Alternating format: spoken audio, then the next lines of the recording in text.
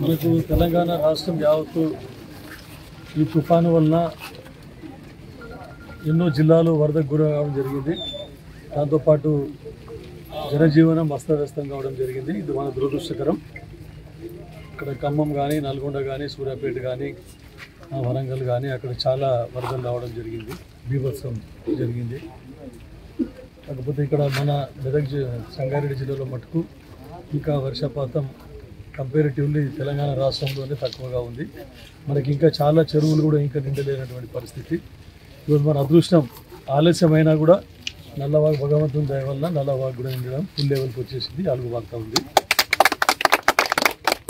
కాకపోతే దీంట్లో చాలా ఇంకా దీని కెపాసిటీ ఏదైతే ఉందో తగ్గింది. ఎందుకంటే చాలా సిల్ట్ పేరుకుపోయింది ఇక్కడ.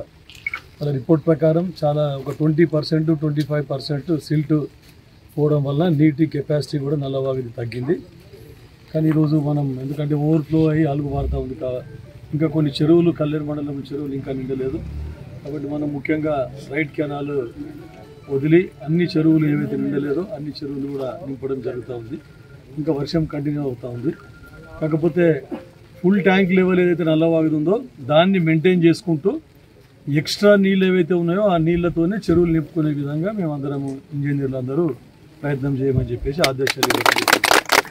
కొంతమంది రైతులు సార్ మాకు లెఫ్ట్ కెనాల్లో కూడా ఉన్నాయి, ఒక చెరువు 2 చెరువులు ఏమున్నాయి లెఫ్ట్ కెనాల్, అయినా లెఫ్ట్ కెనాల్ రైతులు అడిగితే కూడా కొంచెం తక్కువగా ఇవ్వమని చెప్పడం జరిగింది. ఇప్పుడు దీన్ని కూడా మనకు ఒక 40 క్యూసెక్కులు అవుట్ఫ్లో మెయింటైన్ చేయాలని చెప్పినాము. ఎందుకంటే 120 క్యూసెక్ల ఫుల్ లెవెల్ ఉంది కెనాల్ కెపాసిటీ, అయినా కూడా ఎఫ్టీఎల్ లెవెల్ మెయింటైన్ చేయాలి. కాబట్టి మనం ఒక 40 క్యూసెక్స్ మాత్రమే రైట్ కెనాల్ నుంచి ఇవ్వడం జరిగింది. తర్వాత ఒక 5 to 10 క్యూసెక్స్ మట్టుకే లెఫ్ట్ కెనాల్ నుంచి ఇచ్చి అక్కడ రైతులకు కూడా లాభం చేకూరే విధంగా చూడాలని చెప్పేసి అందరికి ఇరిగేషన్ డిపార్ట్మెంట్ అధికారులందరికీ కూడా ఆదేశాలు ఇవ్వడం జరిగింది.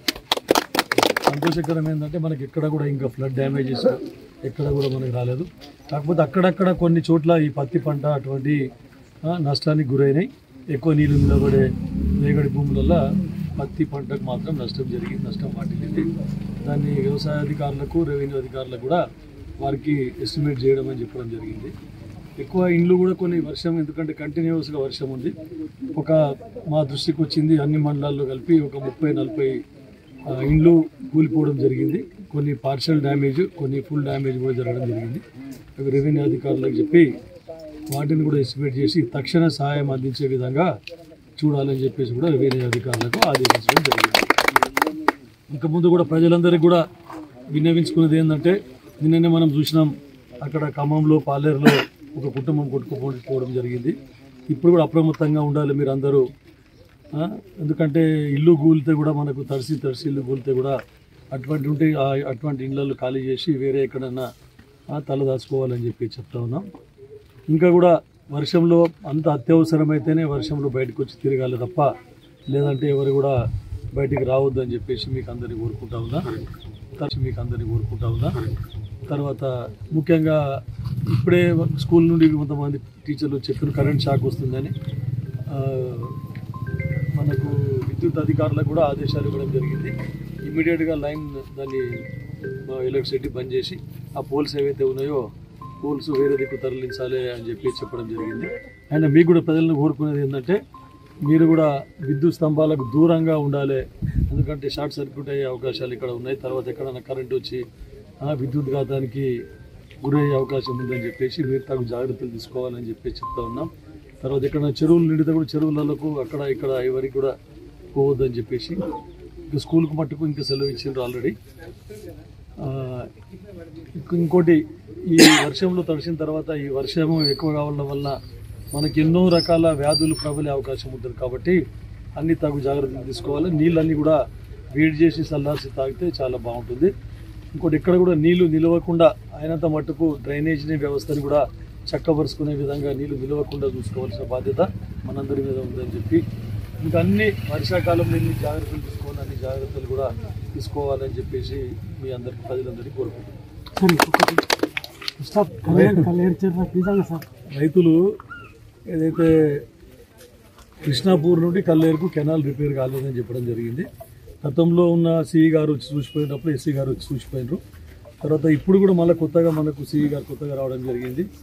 ఆ సిఈ గారు కూడా మొన్ననే అన్ని తిరిగి చూడడం జరిగింది. అయితే గత 2018 సంవత్సరంలో శాంక్షన్ అయిన పైసలు ఉంటే కూడా గత పాలకులు గత ప్రభుత్వంలో అసలు రిపేర్ చేయలేదు. మేము మా ప్రభుత్వం వచ్చిన తర్వాత కాంట్రాక్టర్ మీద ఒత్తిడి తీసుకొని వచ్చి ఎంత మిగిలిన 20 కోట్ల నుండి 24 కోట్ల నుండి 20 కోట్లతోనే పనులు మరమ్మతులు చేయడం జరిగింది. అయితే టోటల్ ఎస్టిమేట్ చేసినా కూడా దాంట్లో ఏమైందంటే అధికారులు ఎప్పుడు చేసినా కూడా పొలాల నుండి కెనాల్కు వాటర్ సీపేజ్ అవుతా ఉంది. ఇక్కడ పర్మనెంట్ వాల్స్ కడితేనే మన కాంక్రీట్ వాల్స్ కడితేనే ఆ ప్రాబ్లం సాల్వ్ అవుతుంది, లేకుంటే కెనాల్ కూడా డ్యామేజ్ అయ్యే అవకాశం ఉన్నది. అయినా కెనాల్ పని అయితే కూడా కెనాల్ మళ్ళీ డ్యామేజ్ అయ్యే అవకాశం ఉంటుందని చెప్తే ఈ గైడ్ వాల్స్ ఏవైతే ఉన్నాయో సీసీతోని కాంక్రీట్తోని గైడ్ వాల్ కట్టడం జరిగింది. కాబట్టి మొత్తం తుది వరకు ఆ కెనాల్ వరకు జరగలేదు. ఇంకొక 4 కిలోమీటర్లు ఉంది. అయినా కూడా వాళ్ళు ఏమన్నారంటే చాలా డ్యామేజెస్ ఉన్నాయి, ఇక్కడ నుండి మనకు ఆ డ్యామేజెస్ అన్నీ కూడా మంచిగా కరెక్ట్ చేయడం జరిగింది. ఇప్పుడు నీళ్ళు వదిలితే కల్లేరు వరకు కూడా రీచ్ అయ్యే అవకాశం ఉంటుందని చెప్పడం జరిగింది. అయినా కూడా మిగిలిన ఆ 4 కిలోమీటర్కి మళ్ళీ ఇక్కడ D4కి యువతలకి ఏదైతే ఇంకా మరమ్మతులు చేపట్టలేదో దానికి, తర్వాత లెఫ్ట్ కెనాల్ గురించి కూడా టోటల్గా మళ్ళీ ఇంకొక 25-30 కోట్ల వరకు ఎస్టిమేట్ అవుతుందో ఏమో ఎస్టిమేట్ చేయమని చెప్పేసి అధికారులను సూచించడం జరిగింది. మా గౌరవ ఎవరైతే నీటిపారుదల శాఖ మంత్రి మా ఉత్తమ్ కుమార్ రెడ్డి గారి దృష్టికి తీసుకొని పోయి ఇది ఒకటే మనకు మీడియం ఇరిగేషన్ ప్రాజెక్టు నారాయణఖేడ్ నియోజకవర్గంలో ఉన్నది కాబట్టి దీన్ని తొందరగా రిపేర్ చేయాలని వారు కూడా సానుకూలంగా స్పందించారు. వారు కూడా ఇప్పుడు ఏదైతే అడ్మినిస్ట్రేటివ్ శాంక్షన్ గురించి ప్రపోజల్స్ పెట్టడం జరిగింది. త్వరలో దానికి బడ్జెట్ రిలీజ్ అయితే మిగిలిపోయిన రైట్ కెనాల్ పనులు, తర్వాత లెఫ్ట్ కెనాల్ పనులు కూడా కంప్లీట్ చేసుకొని మొత్తం నల్లవాగు కెపాసిటీ ఎంత ఉందో అన్ని నీళ్లు ప్రతి ఒక్క చివరి ఆయకట్టుకు నీళ్ళు ఇచ్చే విధంగా మా ప్రభుత్వం కృషి చేస్తుంది.